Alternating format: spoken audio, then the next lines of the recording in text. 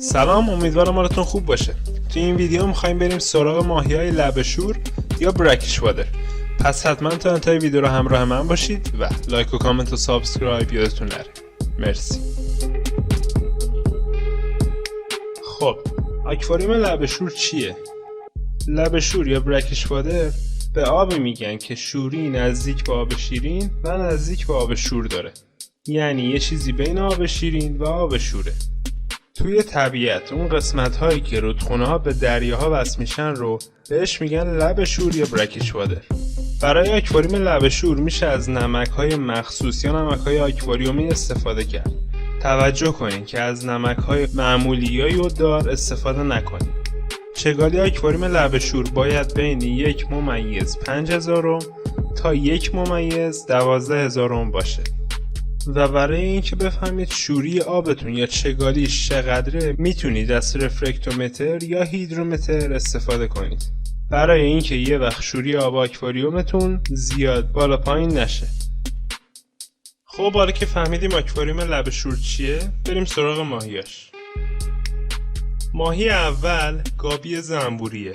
همونطور که از اسم این ماهی مشخصه ظاهری شبیه به زنبور داره. نگهداری از این ماهی خیلی سخت نیست.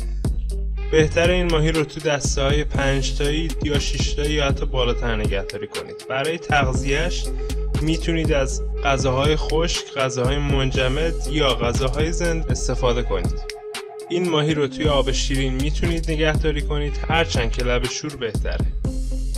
خب مورد بعدی پافرها هستن. توی آکواریوم لب شور میتونیم به گرین اسپات پافر و 8 فیگر اشاره کنیم.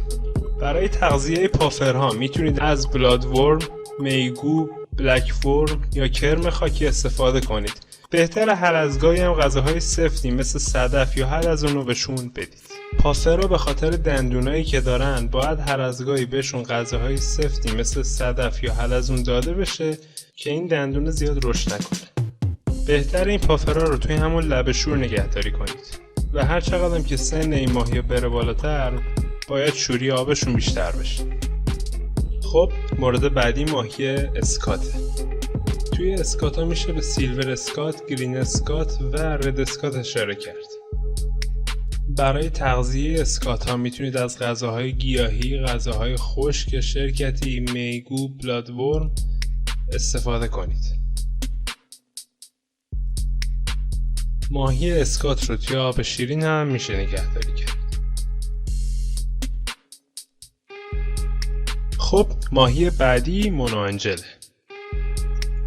مونوآنجل یا آنجل مونو که ماهی زیبایی هست رو میتونید تو دسته های 5 تایی، 6 تایی یا حتی بالاتر نگهداری کنید و برای تغذیه‌اش هم میتونید از غذاهای خشک شرکتی، غذاهای منجمد، غذاهای زنده، بلاد ورم یا غذاهای گیاهی استفاده کنید.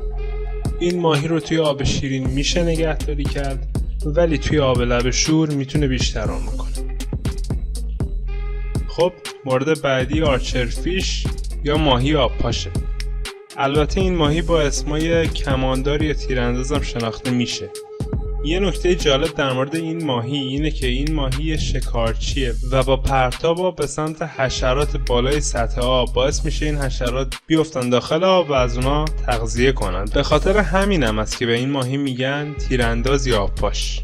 سر همین قضیه هم نگهداری از این ماهی‌ها تو پالاداریوم هم جالب میشه. برای تغذیه این ماهی به علاوه حشرات و غذاهای زنده میتونید از میگو، بلاد ورم یا کرم خونی و اگه عادت داشته باشن از غذاهای خشک هم استفاده کنید.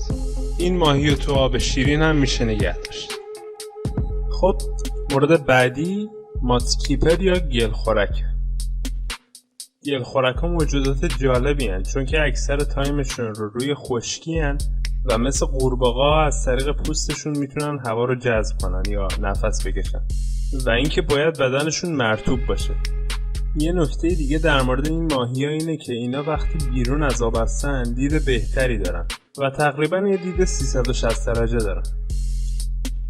البته چشاشون هم باید مرطوب باشه که با حرکتی شبیه به پلیک زدن این کار رو انجام میدن. به شخص خودم تا حالا ندیدم تو ایران کسی گل خورک داشته باشه، ولی به هر حال برای تغذیه گلخورک یا مادسکیپر میشه از بلادورم یا غذای خشک استفاده کرد. خب ماهی بعدی مولیه. مولی یه ماهی زنده‌زا و زیبایی که نگهداری ازش آسونه. ماهی نسبتاً مقاومیه، تکثیرش هم راحته و خیلی هم مناسب افراد مبتدیه.